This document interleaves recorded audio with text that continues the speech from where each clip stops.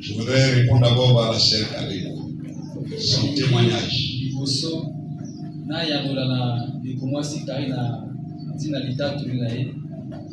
La sœur Karine, lorsqu'on emprunte le riche, il y a un prix à payer. Je voudrais que tu prêtes l'oreille à la révélation de ce matin.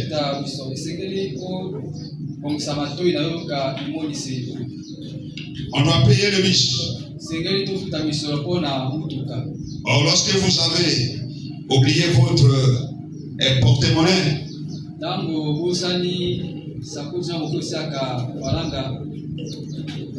en venant ici à pied,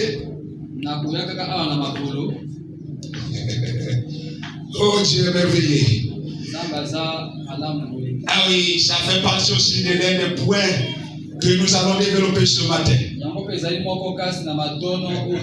Dieu merveilleux.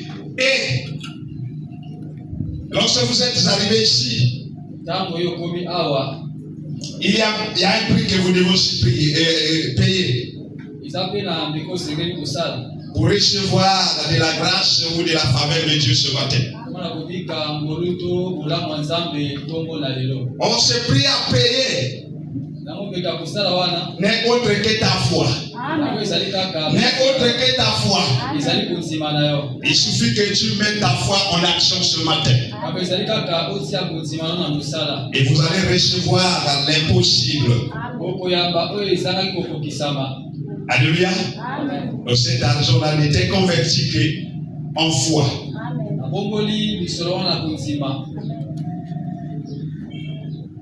Ah oui, bien aimé, ce matin, nous voulons parler de la notion de la foi. Notre thème, c'est la foi. Et le sujet que nous allons développer ce matin, la foi qui change les données. Bien aimé, même moi-même, quand j'ai reçu ce message, je me disais, mais Seigneur Jésus-Christ, on a assez parlé de la notion de la foi.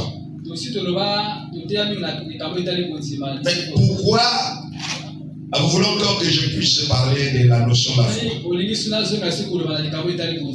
La réponse m'a été donnée. Oui. Mon peuple jusqu'à aujourd'hui,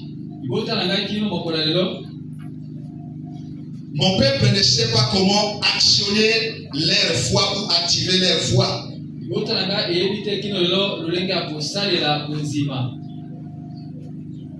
Pour bénéficier de mes faveurs et vivre les miracles. Mais il y a certains piliers que je vais te communiquer qui sont cachés dans la foi, que beaucoup ou nombreux d'entre vous n'ont jamais découvert. Je dis, mais comment ça?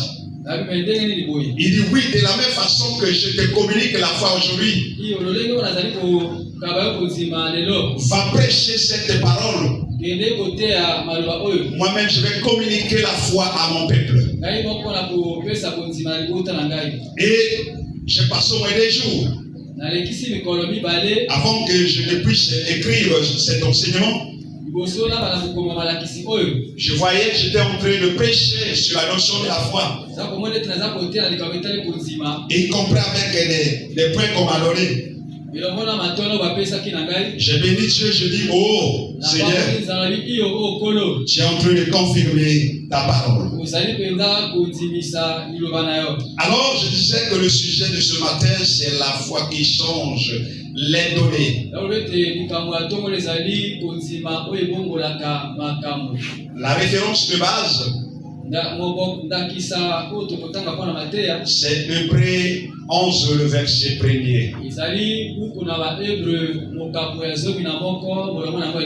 Bien-aimé, l'homme vivant dans ce monde est toujours confronté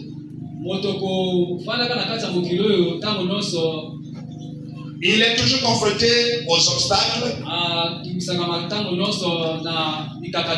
aux épreuves et au combat. Et souvent, ces circonstances produisent en homme la détresse, les angoisses, et font manquer à l'homme d'appétit. Et prive à l'homme de bien dormir. En effet, pour en sortir de cette détresse, l'homme doit placer sa foi en Seigneur Jésus-Christ, qui n'est autre que le salut de quiconque croit. Comme cela est écrit dans le livre de Jean 3, le verset 16, confirmé par le livre de Actes 4, le verset 12. Alors, bien-aimé, comme cela est confirmé, alors, qu'est-ce que la foi?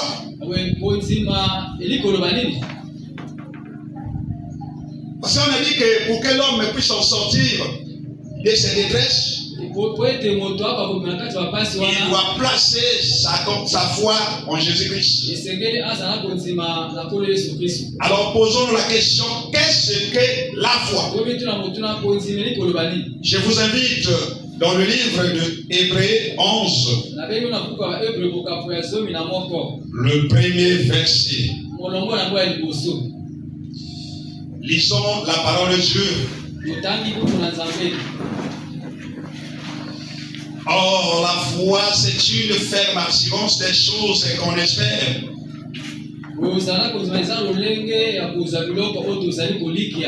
Une démonstration de celles qu'on ne voit pas.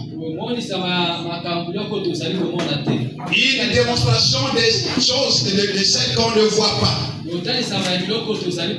Mais ce matin, bien-aimé, je voudrais que nous puissions démontrer des choses qu'on ne voit pas. Bien-aimé,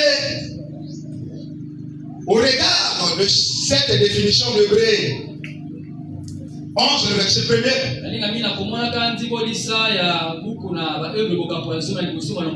nous allons en tirer trois piliers ou trois points que nous allons épiloguer ce matin.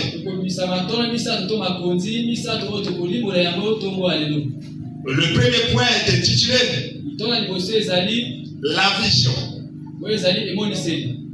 Le deuxième point, la détermination. Le troisième point, la fermeté. Alors bien aimé, les définitions que je vais donner ici, ce n'est pas, ces définitions ne viennent pas du dictionnaire français,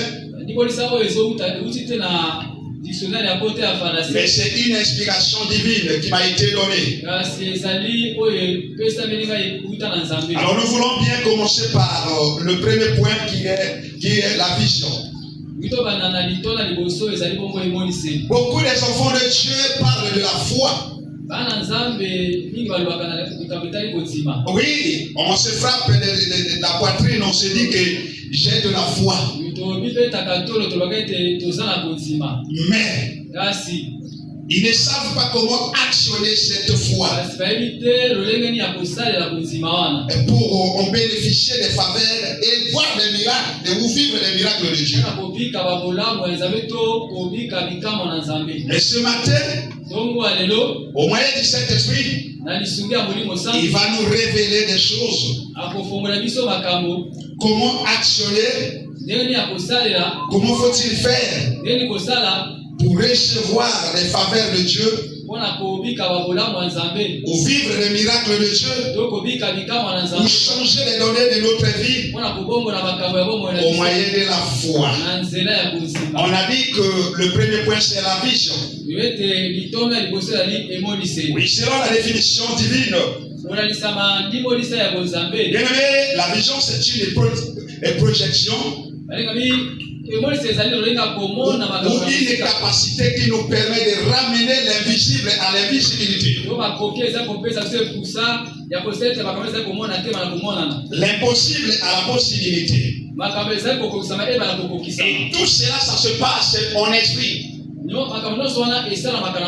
Tout cela, ça se passe au niveau des pensées de l'homme. Voyez-vous? Un homme qui a une projection ou a une vision, mais tout ça se passe dans sa conscience, dans ses pensées. Beaucoup des enfants de Dieu échouent et déclarent que nous avons la foi. Parce qu'ils n'ont pas la vision de voir les choses. Oh, la Bible dit ceci dans le livre, que lorsqu'il n'y a pas de révélation, je voudrais que nous puissions lire cela. Lisons le livre de Proverbes 29, le verset 18. Est-ce que quelqu'un est là, est propre pour lire cela? S'il y a quelqu'un qui peut nous aider, qui est rapide pour nous lire.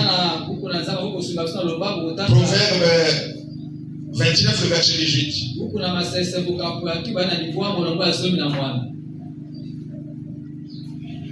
Personne, le ministère.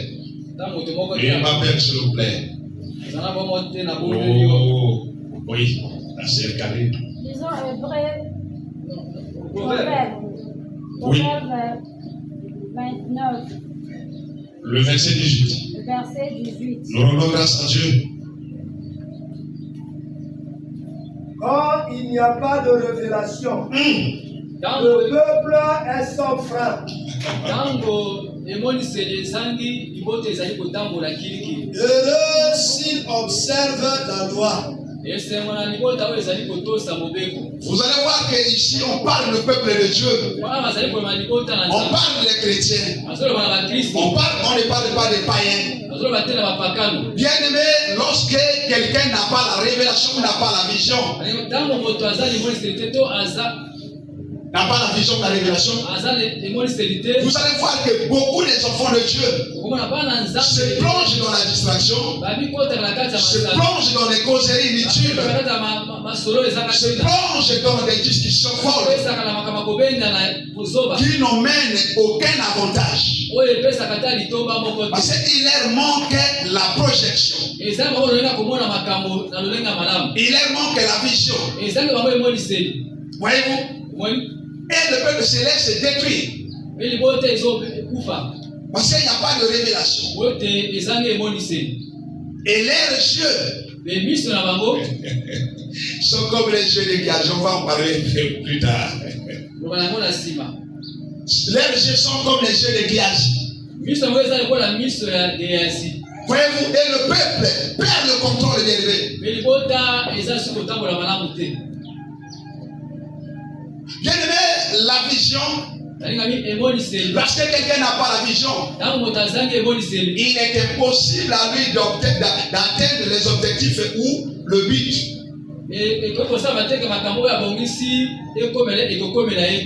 Bien aimé, la vision nous donne la direction, nous donne la motivation et une espérance. Les visionnaires sont des gens qui ne sont pas faciles à intimider.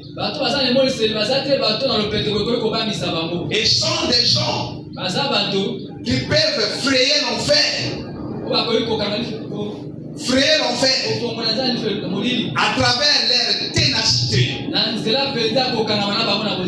Voyez-vous, un visionnaire, il ne voit pas les choses comme tout le monde. Là où il y a les obstacles, là où les autres voient les obstacles, lui il voit des solutions. Là où la majorité voit l'impossibilité, lui voit la possibilité.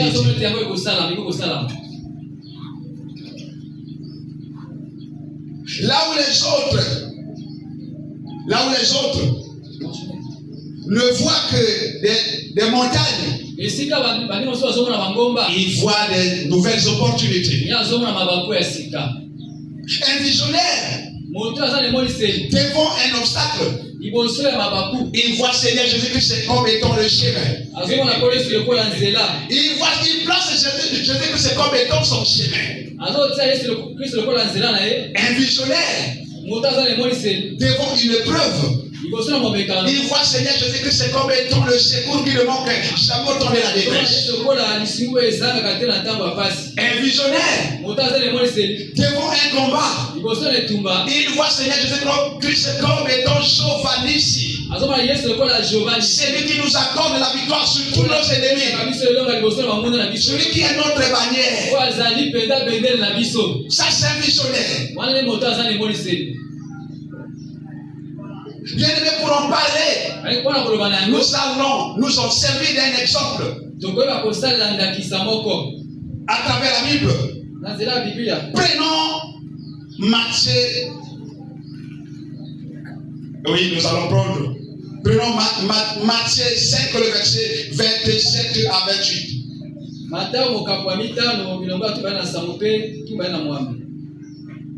Vous avez appris qu'il a été dit. Marc 5, le verset 27.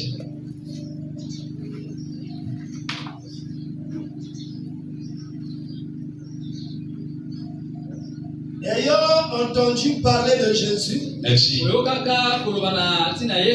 elle vint dans la foule par derrière et toucha son vêtement.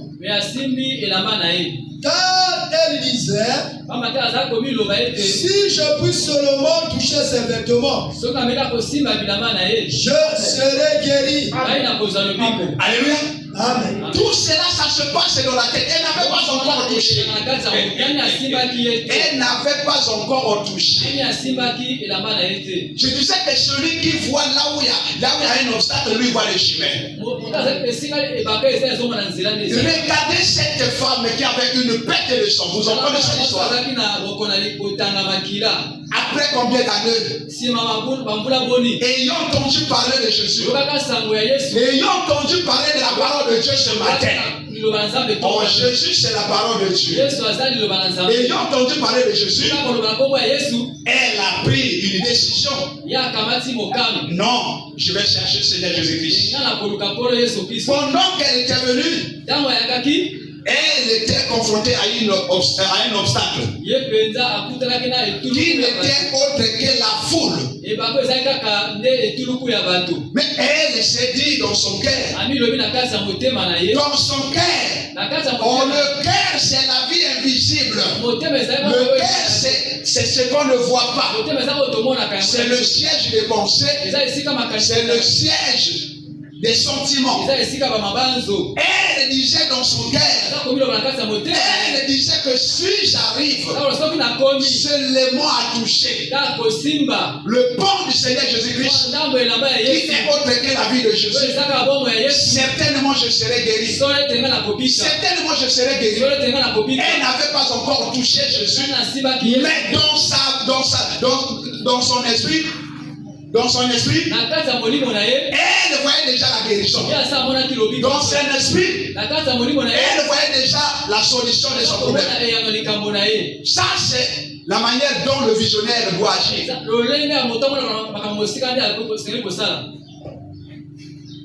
Malgré qu'il y a cette foule-là qui lui empêchait. Mais elle voyait Seigneur Jésus-Christ comme étant le chemin. Et n'est-ce pas écrit dans le livre de Et Jean 14, le verset 6. Qu'il est le chemin, la vérité et la vie. En regardant Seigneur Jésus-Christ devant un obstacle comme le chemin, bien aimé, vous allez arriver jusqu'au bout. Vous allez atteindre vos objectifs. Cette femme, ayant souffert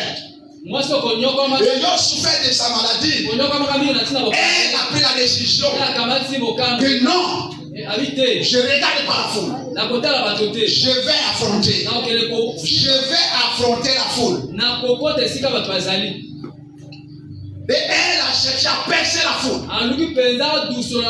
On dit qu'elle était derrière. Vous savez que dans la foule de Jésus,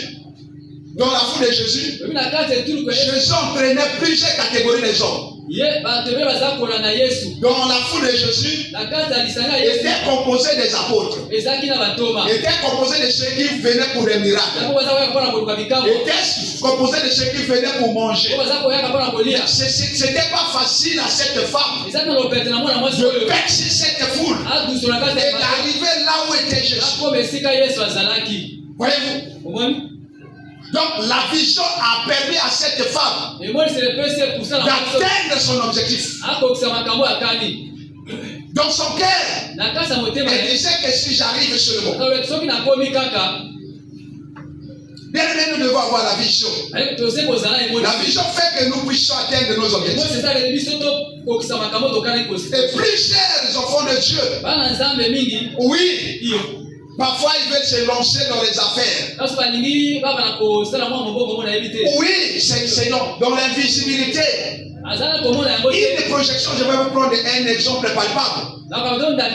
Regardez le collège, je ne sais pas si c'est le lycée de comment je dis? Non, le nouveau lycée. Liberté.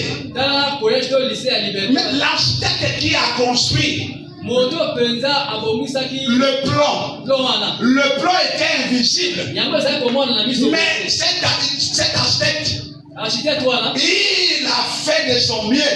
Dans son esprit, il regardait des gens de Kola. Il regardait des bâtiments. Il regardait tout ce qui se passait. Mais de tout ça se passait dans la spiritualité. Voilà pourquoi on dit que la démonstration de celle qu'on ne voit pas. Lorsqu'il a affiché la maquette, vous avez commencé à regarder quel devrait être le bâtiment de liberté. Ça doit être ainsi pour les chrétiens. Il faut regarder Seigneur Jésus-Christ comme cette femme. Cette femme ne regardait pas Seigneur Jésus-Christ comme étant un homme ordinaire. Elle regardait Seigneur Jésus-Christ comme étant la réponse et la solution de son problème. Toi aussi, si tu veux être visionnaire, il faut regarder Seigneur Jésus-Christ comme étant la réponse et la solution à tous nos problèmes. De quelle manière tu regardes Seigneur Jésus-Christ? De quelle manière tu considères Seigneur Jésus-Christ?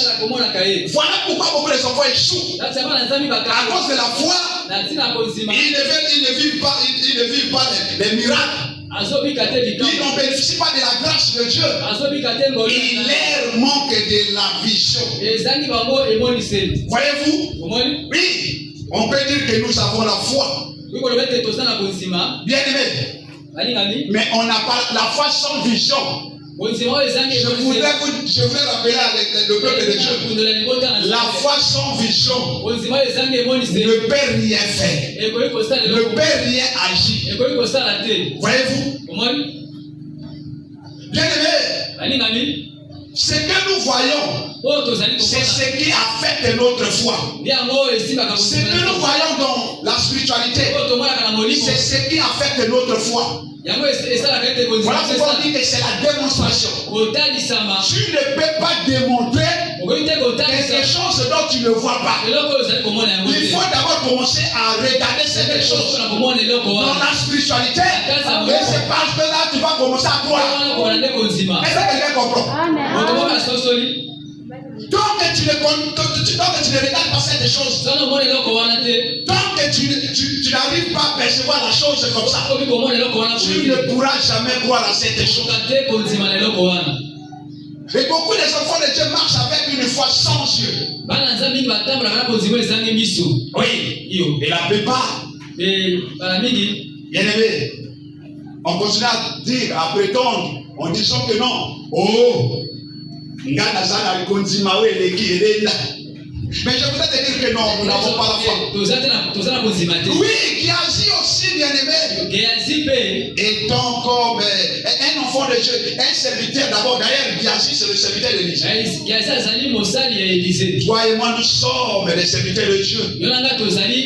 Aussi longtemps que Géasi demeurait avec l'Élysée, mais Géasi avait une foi qui n'avait pas les yeux. Géasi avait une foi qui n'avait pas la vision. Ah oui, c'est comme toi et moi.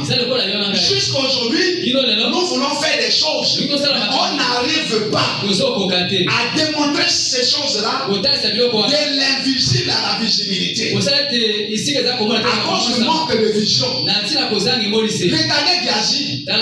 Mais c'est comme nous. Seigneur Jésus-Christ nous parle chaque jour. Nous parlons de la foi. Mais nous ne vivons pas ces miracles-là. La Bible dit voici les miracles qui accompagneront ceux qui auront cru. Mais ces miracles ne peuvent pas nous accompagner si nous n'avons pas la vision. Si nous n'avons pas opérable la vision. Réalisez déjà que lorsque je vais commencer à prier au frère Garcia, je ne vois pas la maladie qui dérange le frère Garcia. Je vois déjà la solution. Je vois déjà la guérison de la mort. C'est comme le Seigneur Jésus-Christ, le visionnaire. Pendant qu'il était devant le temple de Lazare, il disait à son père, je te remercie parce que tu m'as déjà exaucé. Je te remercie, il voyait déjà la solution. Voyez-vous? Mais or nous, oui, souvent devant une circonstance, on se laisse ébranler par la peur même et par le découragement aussi. Un visionnaire, il ne se laisse pas, il ne lâche pas. Regardez Géasi, bien-aimé. Oui, un homme de Dieu. Il avait aussi une foi. Mais peut-être c'est ton cas. C'est peut-être mon cas ce matin. On s'est dit que nous avons la foi. Une foi sans vision. Lisons 2 Rois 6, le verset 15 à 17. Des rois 6, 15 à 17.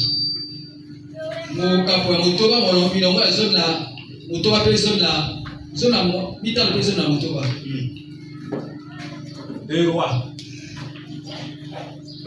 rois 6, chapitre 6, verset 15 à 17.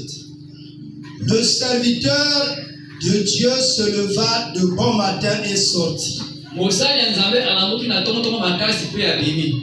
Et voici une troupe entourait la ville avec des chevaux et des chars. Et le serviteur dit à l'homme de Dieu, ah mon Seigneur, comment ferons-nous? Il répondit, ne crains point, car ceux qui sont avec nous sont en plus grand nombre que ceux qui sont avec eux. Amen. Amen. Vous voyez ici, maintenant, lui Géasi, lorsque les Assyriens sont arrivés pour venir combattre Élisée et Géasi, mais lui Géasi, il regardait seulement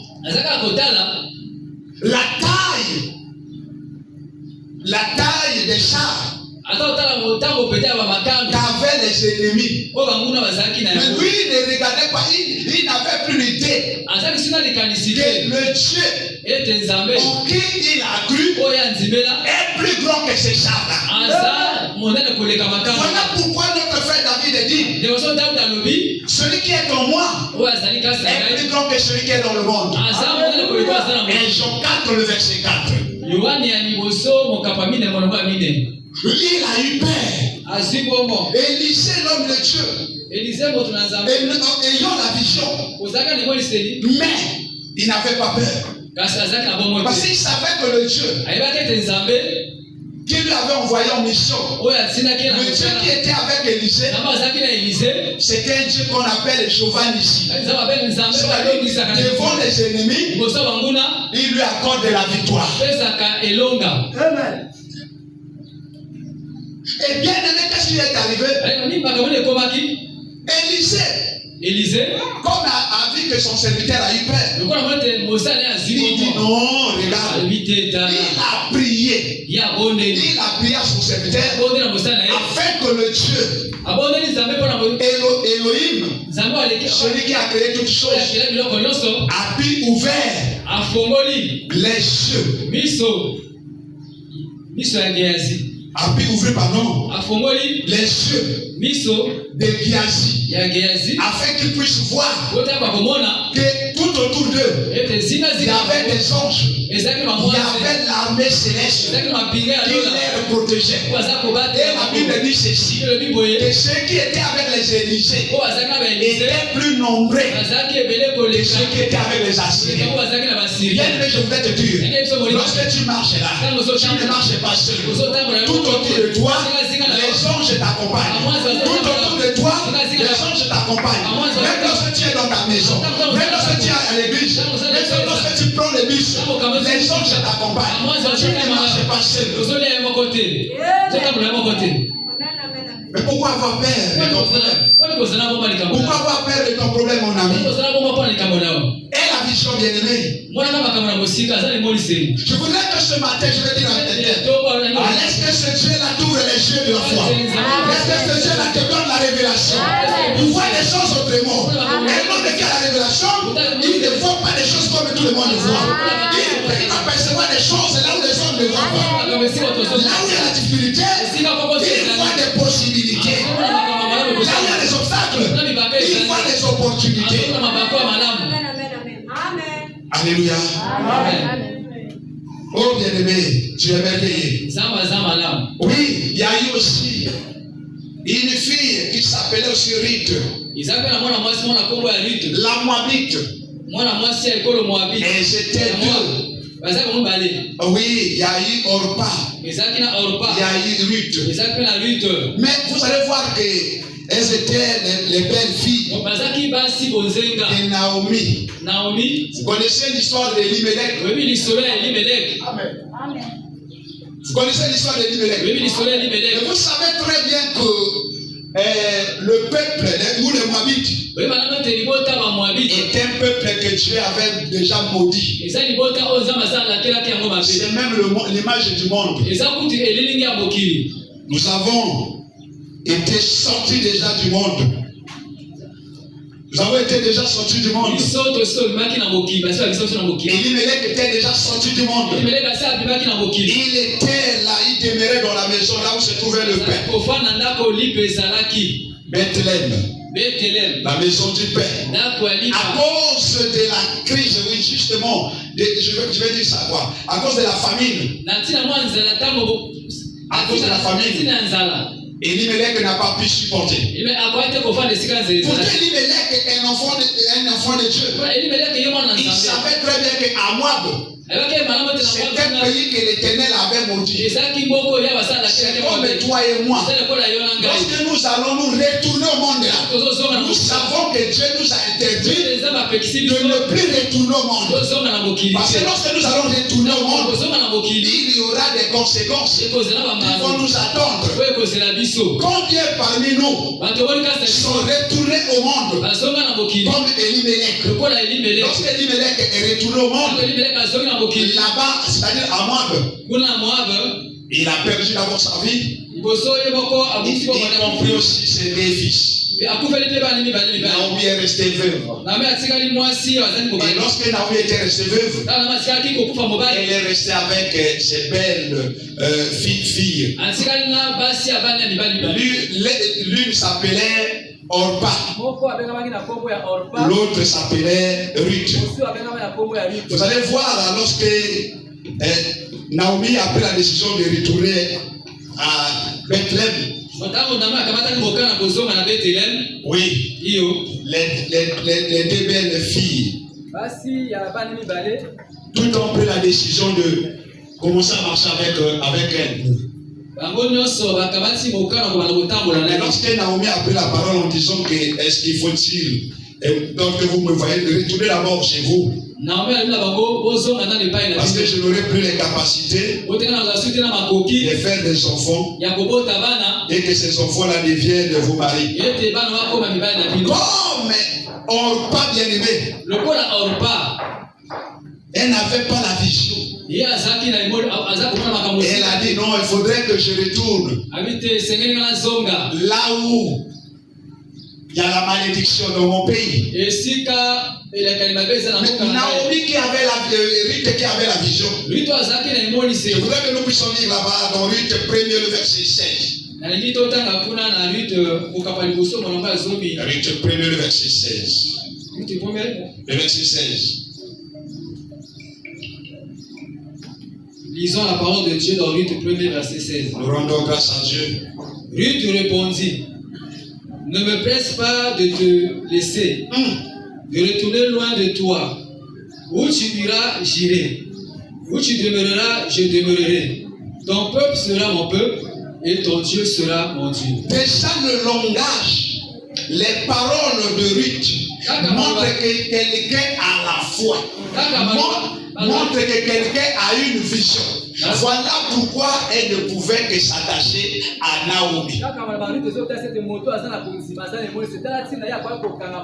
Elle disait que ton Dieu, aussitôt elle a cru au Dieu d'Israël. Par sa déclaration, nous comprenons qu'elle a cru au Dieu de Naomi. Parce qu'elle avait la vision. Elle savait que le Dieu de Naomi, si je m'attache au Dieu de Naomi, un jour, je vais arriver à ma destinée. Un jour, je vais vivre la grâce de l'Éternel. Parce que le Dieu de Naomi, c'est un véritable Dieu. Voilà pourquoi, bien aimé, Naomi, qui n'est autre qu'un canal, qui nous emmène vers Boaz. Le canal ici, qui est Naomi ici, c'est notre papa Moyou. Il est le canal qui nous montre le chemin pour arriver là où se trouve Jésus-Christ. Il est notre canal qui nous montre le chemin pour recevoir la bénédiction. Voilà pourquoi nous devons nous attacher à lui. Voilà pourquoi nous ne devons pas briser l'alliance. Tout ce qu'il va nous demander, nous devons respecter cela. Nous devons nous soumettre. Parce que c'est lui qui nous montre. Il est la lampe. C'est la lampe d'Israël. C'est la lampe d'Israël. C'est lui la lampe qui nous montre le chemin. Et tous ceux qui n'obéissent pas à ces ordres, je dis bien, ils ne vont jamais voir la grâce et la gloire de Dieu dans cette église. Je dis bien, je réponds.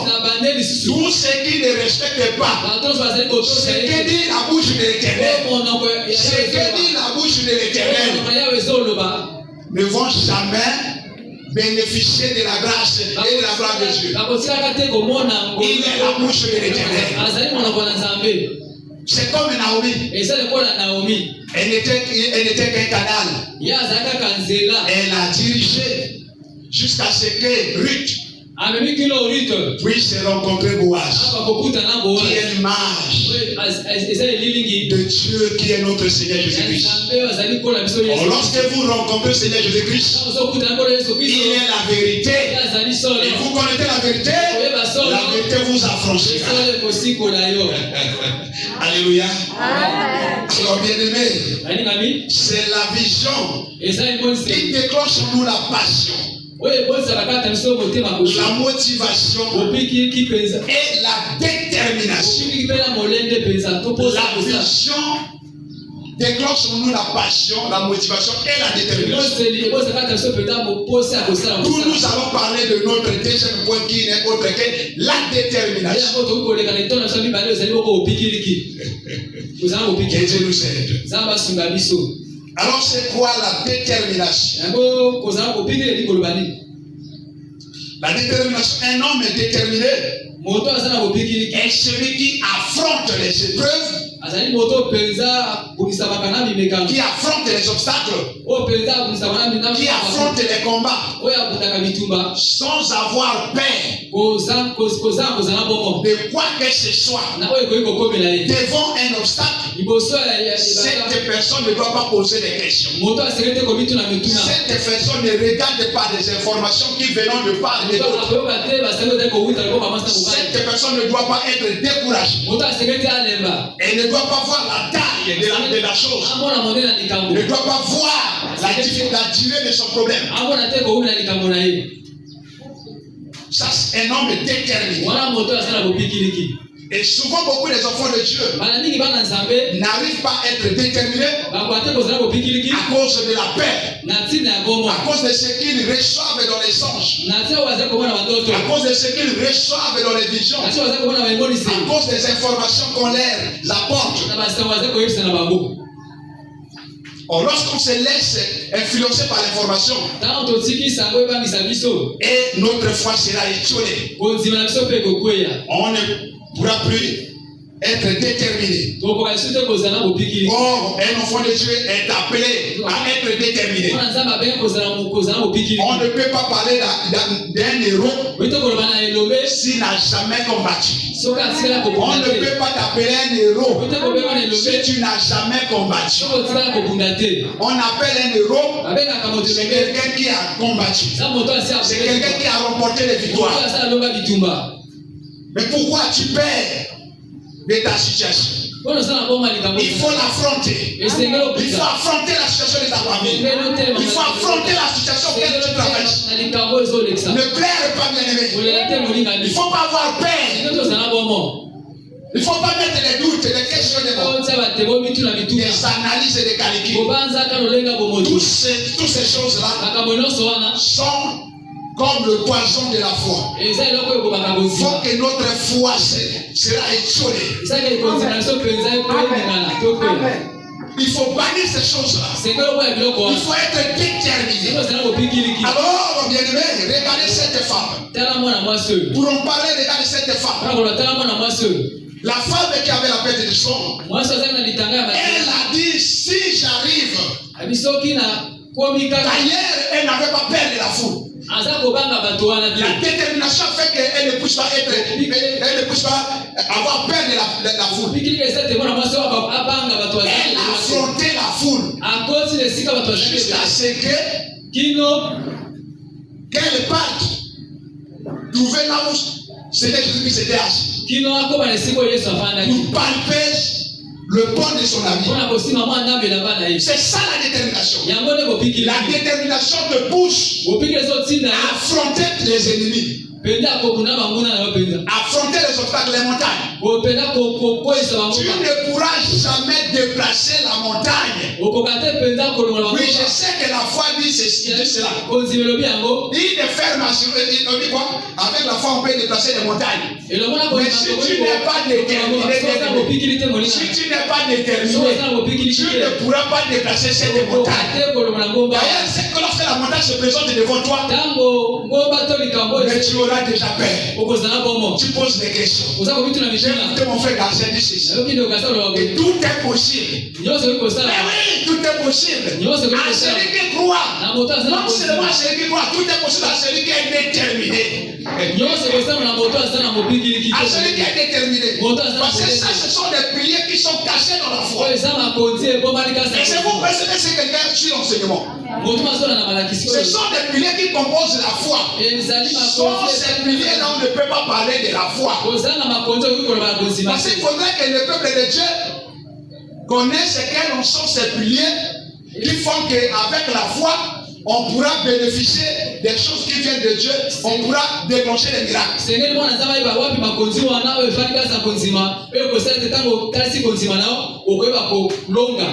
Et cette femme a affronté la foule.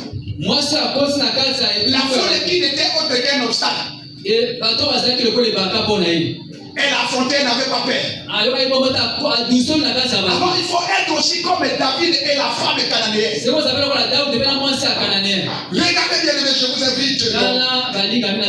Oui, exemple aussi de quelqu'un qui était déterminé. Prenons David. Oh, ce précieux frère. Prenons David.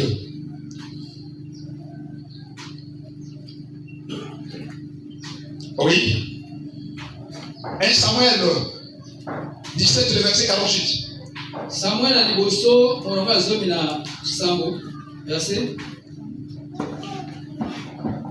Verset combien? 1 Samuel 17.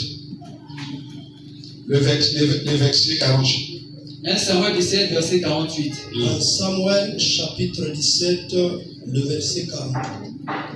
Aussitôt que le Philistin se mit en mouvement, il marchait au-devant de David. David courut sur le champ de bataille à la rencontre du Philistin. Amen. Amen. Regardez Goliath. Qui avait une renommée internationale. Avec la taille qui faisait au moins 3 mètres. Mais ce petit-là, David, qui n'avait peut-être que 16 ans. Goliath, que personne ne l'a jamais renversé, que personne ne l'a jamais battu. Mais regardez David, dans sa détermination bien-aimée, elle a couru. Il a couru pour aller rencontrer, affronter Goliath. Il n'a pas eu peur. De même sa renommée. Il n'a pas eu peur de sa taille. Tout ça parce qu'il était déterminé. Il faut que nous, les enfants de Dieu, nous devons être aussi déterminés. Peu importe la situation, nous devons affronter la situation. Et lorsque David a affronté Goliath, et Goliath était terrassé. Et vous allez voir, bien aimé, avant qu'il vienne affronter David et Goliath, oui, il y a eu son frère Eliab qui lui avait parlé. On connaît ton orgueil. Mais bien aimé, oui, lorsque vous voulez vous engager à faire quelque chose, il y aura toujours des gens qui viendront vous décourager. Il y aura toujours des gens qui viendront vous dire que moi j'ai commencé à faire cette histoire et ça n'a pas marché. Il faut fouiller certaines personnes. Il faut fuir par il faut fuir. Il faut fuir de telles personnes. Vous devez abandonner ces choses-là. Voyez-vous? Éloignez-vous de tout ce qui vous décourage. Tous les gens qui vous découragent. Éloignez-vous de ces choses-là. Mais lorsque David a constaté que non, Eliab, c'était un esprit de découragement. Il a abandonné, il n'a pas pu écouter ce qu'Eliab a dit. Regardez même Saoul. Lui qui avait l'option royale, lui qui était censé de renverser Goliath, il a eu peur. Il n'était pas déterminé d'affronter Goliath. Mais il a dit, mais prends d'abord, comment dirais-je, mes amis là. Essaie un peu d'abord. Si ça marche, tu pourras peut-être affronter ce Goliath. Si tu n'arrives pas à affronter cela, les armes à laquelle cet homme porte, c'est plus puissant que mon ami. Et lorsqu'il a essayé un peu de porter, il a constaté que ça va nous emmener à l'échec. Il a abandonné cette solution. Il a abandonné même ce que Saoul disait. Il était déterminé. Un homme déterminé, c'est quelqu'un qui doit atteindre ses objectifs. objectifs. Lorsque vous êtes déterminé, bien aimé, vous allez atteindre vos objectifs. Comme David savait que l'objectif était de renverser Goliath. Voilà pourquoi il ne pouvait pas avoir peur de Goliath. Mais bien aimé, mais qu'est-ce qui t'empêche d'avancer? Qu'est-ce qui t'empêche de percer? C'est quoi la détermination? Il faut être déterminé. Sois déterminé, bien aimé. Tu vas affronter les obstacles. Sois déterminé, bien aimé. Tu vas affronter les combats. Et lorsqu'il s'est levé, et il est allé vers le Goliath. Il savait que le Dieu de lui faisait confiance. Il ne pouvait pas lui abandonner. Il n'était pas seul. Un homme déterminé, c'est celui qui croit au Seigneur Jésus-Christ. C'est celui qui fait confiance totale au Seigneur Jésus-Christ. Bien aimé, il y a aussi une femme cananéenne. Elle aussi, elle était déterminée, bien aimée. Je voulais que nous puissions lire là-bas. Elle qui était venue demander la main d'association auprès du Seigneur Jésus-Christ. Elle avait un problème, mais son enfant était malade. Son enfant demandait le secours. Mais cette femme est partie de sa maison. En écoutant que le Seigneur Jésus-Christ était là-bas, et elle dit, il faudrait que je me lève. Je vais vers le Seigneur Jésus-Christ. Demander la main d'association. Alors bien aimé, je voudrais que nous puissions lire là-bas dans le livre Matthieu 15, le verset 21 à 28. Pour regarder la détermination de cette femme.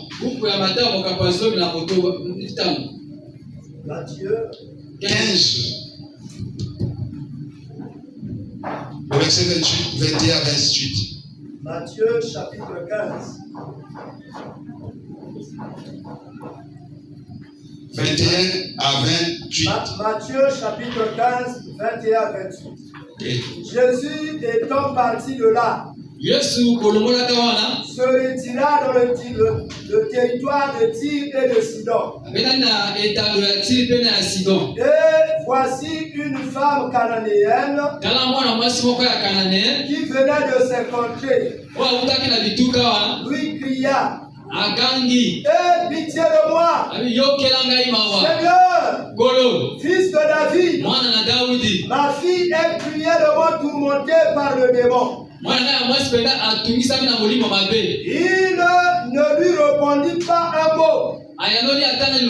Et ses disciples s'approchèrent et lui dirent avec instance,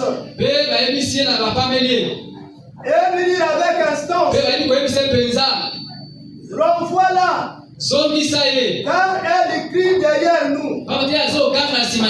Il répondit, je n'ai été envoyé qu'aux brebis perdues de la maison d'Israël.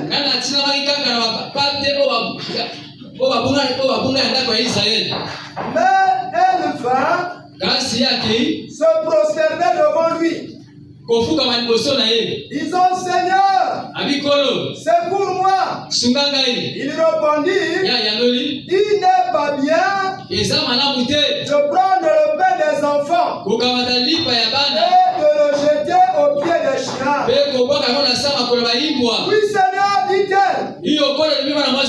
Mais les petits chiens mangent les miettes qui tombent de la table de leur maître. Alors Jésus lui dit, femme, ta foi est grande, qu'il te soit fait comme tu veux. Et à l'heure même, ta fille fut guérie. Alléluia. Est-ce que quelqu'un a suivi la lecture? Est-ce que quelqu'un a suivi la lecture? Quand je vais regarder la détermination détermination de cette femme. On dit que malgré l'opposition du Seigneur Jésus-Christ, l'opposition de Jésus-Christ et ses disciples, ses disciples crièrent en disant qu'il renvoie là. Mais cette femme était venue chercher le secours auprès de Jésus-Christ. Regardez la manière aussi et quel a été les reproches que le Seigneur Jésus-Christ a fait avec cette femme.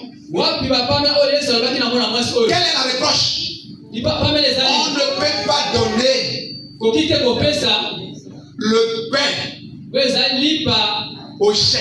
Le pain des enfants au chien. Regarde cette reproche-là. Regardez ce que les disciples disaient. On doit la renvoyer. Mais cette femme, dans sa détermination, elle ne s'est pas laissée influencer par l'opposition du Seigneur Jésus-Christ et par l'opposition de ses disciples. Bien aimé, lorsque le Seigneur Jésus-Christ disait qu'on ne peut pas donner le pain au chien, c'est plus grave. Que représente le chien, bien-aimé? Mais que représente le chien? On a l'habitude de connaître le chien comme étant le païen. Mais c'est plus fort que le mot païen, bien-aimé.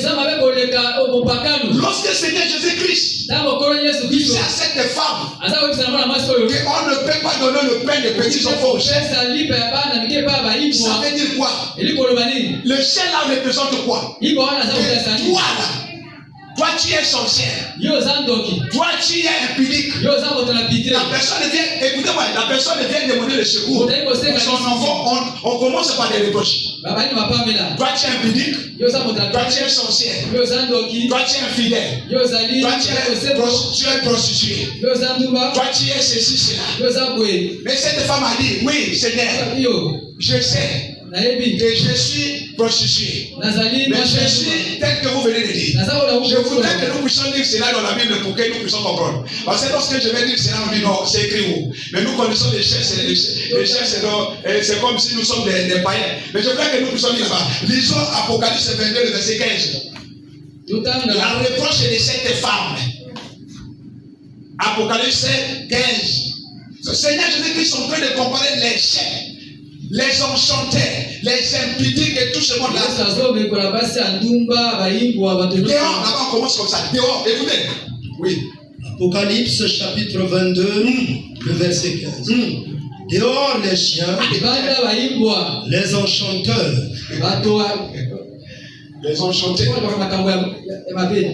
les impudiques, les meurtriers, les idolâtres, et quiconque aime et pratique le mensonge. Et regardez toutes les reproches que le Seigneur Jésus-Christ a fait pour cette femme. Mais comme cette femme était déterminée, elle a dit oui Seigneur, j'accepte toutes les reproches. Mais si c'était aujourd'hui dans notre église et que quelqu'un venait chercher la main d'association et que Papa Moïse, le frère d'Arcia, commence à lui faire des reproches, mais on peut dire que oui, c'est ça votre religion. Votre religion c'est comme ça. Vous traitez des gens des chiens. De toute façon je quitte l'église. Et votre église n'a pas d'amour. Mais celui qui traite cette femme, c'est le Dieu d'amour. Celui qui est en train de faire des reproches ici, c'est le Dieu d'amour. Est-ce que quelqu'un comprend ça? Celui qui fait des reproches à cette femme, c'est le Dieu d'amour. C'est celui qui a la solution et la réponse à tous nos problèmes. Oh, mais cette femme regardait que le Seigneur Jésus-Christ était la réponse et la solution à son problème. Donc, elle ne pouvait accepter les reproches. Elle ne pouvait accepter les reproches.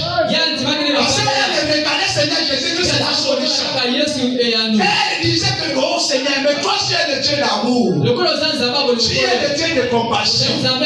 Oui, j'accepte les reproches. La Bible dit ceci. Elle s'est prosternée. Oh, la position, bien aimé. Oh, cette position montre la position d'adoration. Mais lorsque la femme s'est prosternée, elle s'est humiliée devant Dieu. Elle a adoré le Seigneur Seigneur Jésus-Christ.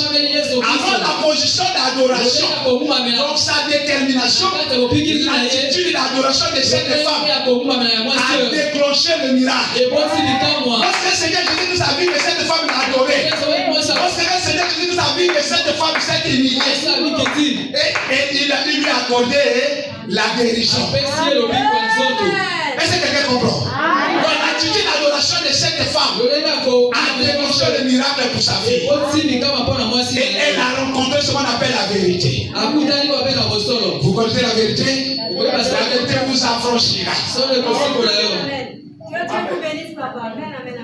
À cause de sa détermination, elle ne s'est pas laissée décourager.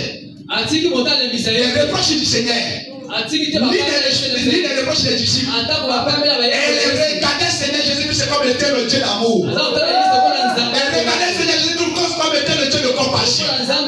Et elle disait ceci, que même dans les miettes, tu peux il y a la vie. Les miettes du pain, c'est le pain. Les miettes du pain, c'est le pain. Mon Seigneur Jésus-Christ, il y a la vie. Mon Seigneur Jésus-Christ, il y a la grâce. Oh bien-aimé.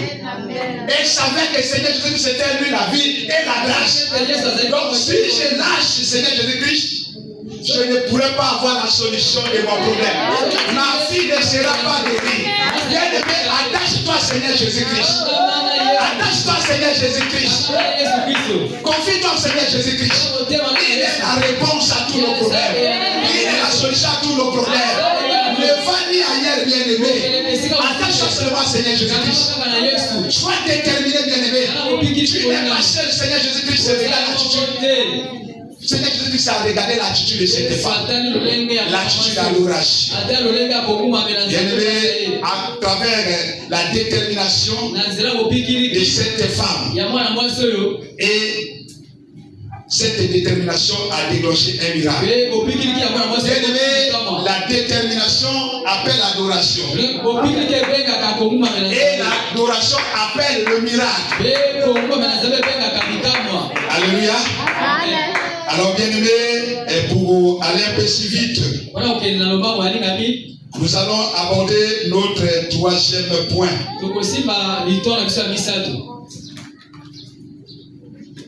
La fermeté. Bien-aimé, selon l'inspiration divine, là-bas la Bible dit c'est une ferme assurance que des choses qu'on espère. C'est des choses qu'on vient de faire sortir dans la définition. C'est même ça. Dans la définition, on dit que c'est une ferme assurance des choses qu'on espère. Alors bien aimé, la fermeté est le fait d'être sûr de Dieu et de ce qu'on fait. Sans changer la décision, sans que tu ne reçoives la révélation ou une orientation venant de la part de Dieu. Je vais répondre parce qu'il y a des gens qui écrivent. La fermeté est le fait d'être sûr de ton Dieu et de ce que tu fais. Sans changer la décision, sans que tu reçoives une orientation,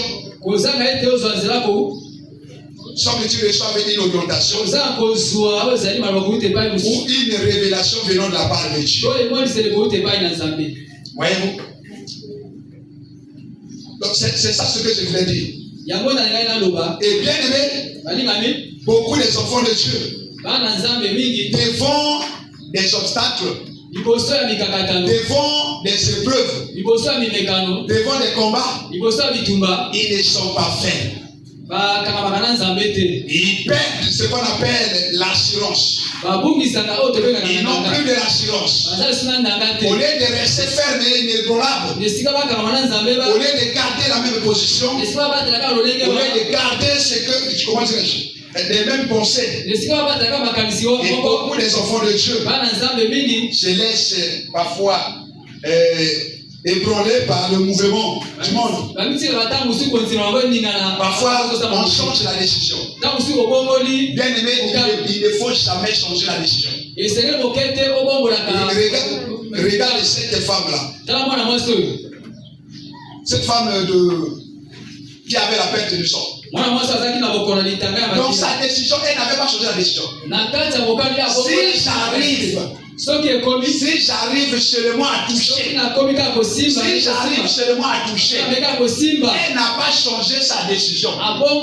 Donc je ne reçois pas la révélation. Donc je ne reçois pas l'orientation. Je ne dois pas changer. Je ne dois pas changer. Je dois donner l'assurance en Dieu. Je dois être sûr de ce que je fais. Même si on me dit que ce que tu fais là, moi j'avais déjà fait ça. Même si on me dit que la fois que tu veux emprunter là, quelqu'un avait emprunté mais a échoué. Je dis tant que je ne reçois pas l'orientation de Dieu, je ne change pas la position. Je dois garder ma position. Je vais arriver jusqu'au bout. Un homme ferme, c'est celui qui ne recule pas. Un homme ferme, c'est celui qui affronte aussi. C'est quelqu'un qui garde sa position. Peu importe les vents et les tempêtes, il doit garder sa position.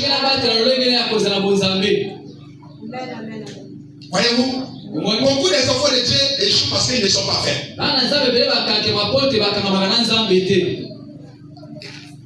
Alors pour en parler, pour prendre comme exemple d'élevé, nous pouvons lire le livre de 1 Corinthiens 15, verset 58.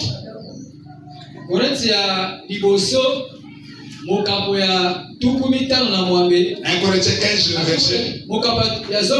devons être toujours fermes. 1 Corinthiens 15, verset 58. Ne change pas la décision bien aimée. Tant que tu ne m'écoutes pas l'orientation venue de la part de Dieu, fais ce que Dieu a mis dans ton cœur. Avance bien aimé. Avance, ne change pas.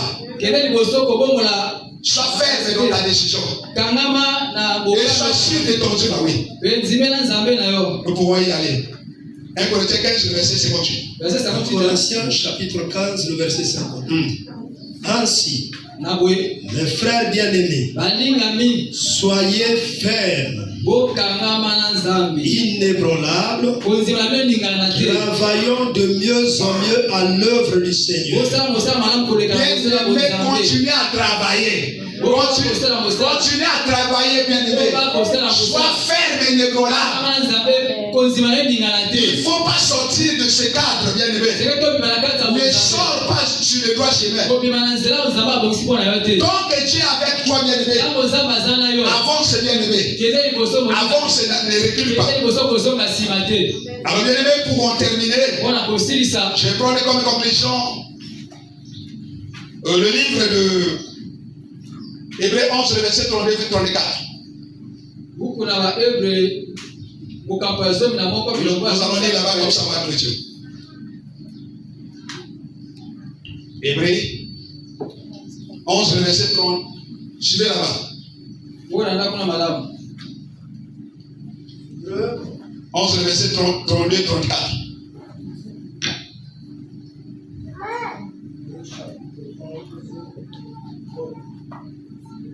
Chapitre 11, le verset 32 et 34. Hébreux 11, 32 34. Hébreux chapitre 11, les versets 32 et 34. Et que dirais-je encore?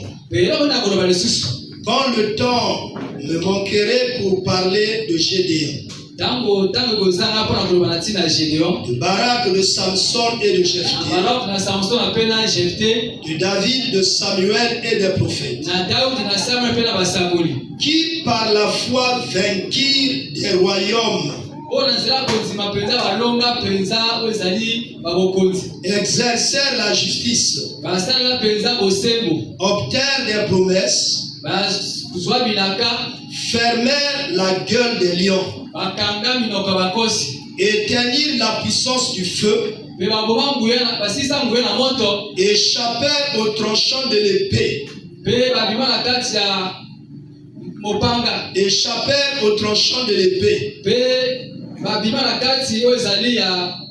guéris de leur maladie, furent vaillants à la guerre, mirent en fuite des armées étrangères. Amen. Amen. Bien-aimé, au regard de la définition de Hébreux 11, le verset 1er,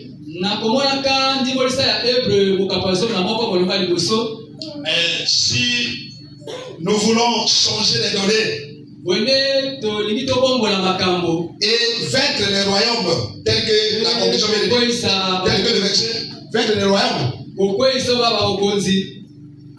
et obtenir les promesses, mettre en déroute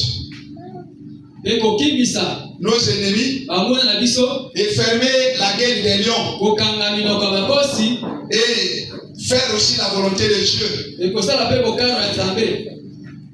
Bien-aimés, si nous voulons que nous puissions faire toutes ces choses-là,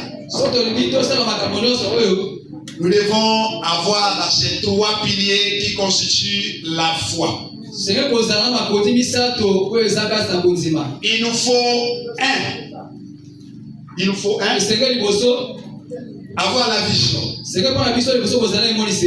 Et deux, avoir la détermination. Et trois, avoir ce qu'on appelle la fermeté. Ainsi, la grâce et la gloire de Dieu sera notre partage.